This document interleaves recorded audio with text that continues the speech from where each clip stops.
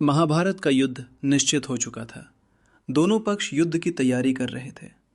एक दिन अर्जुन और दुर्योधन दोनों कृष्ण को अपने पक्ष में करने के लिए उनके पास पहुंचे।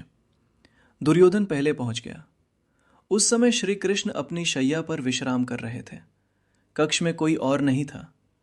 शैया के सिरहाने एक सुंदर आसन रखा था।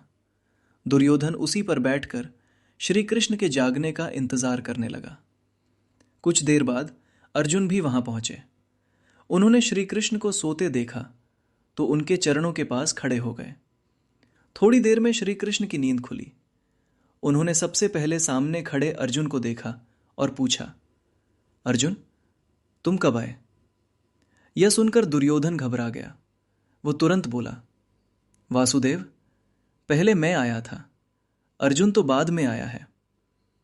तब श्री कृष्ण ने सिर घुमाकर दुर्योधन की ओर देखा और पूछा, कहो दुर्योधन, कैसे आना हुआ?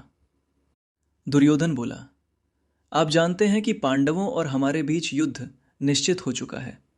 आप हमारे संबंधी हैं, इसलिए मैं युद्ध में आपकी सहायता लेने आया हूं। अर्जुन भी बोले, माधव, मैं भी इसी उद्देश्य से आया हूं। श्री कृष्ण मुस्कुराए और गंभीर स्वर में बोले, तुम दोनों ही मेरे संबंधी हो, इसलिए मैं इस युद्ध में शस्त्र नहीं उठाऊंगा। एक ओर मैं रहूंगा बिना शस्त्र के, और दूसरी ओर मेरी विशाल नारायणी सेना होगी। लेकिन मैंने पहले अर्जुन को देखा है और वह आयु में छोटा भी है, इसलिए पहले चुनाव का अधिकार अर्जुन को देता हूं। अर्जुन के लिए यह जैसे वरदान था। उन्होंने तुरंत कहा, माधव, मुझे आप चाहिए। यह सुनते ही दुर्योधन खुश हो गया और बोला, तो मुझे आपकी पूरी सेना चाहिए।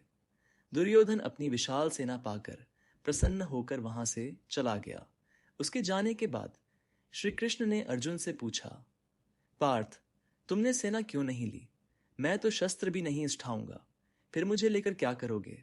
अर्जुन की आंखों में आंसू आ गए। उन्होंने कहा, माधव, मैंने आपको कभी लाभ के लिए नहीं चुना। पांडवों की जीत हो या हार, हम आपको नहीं छोड़ सकते।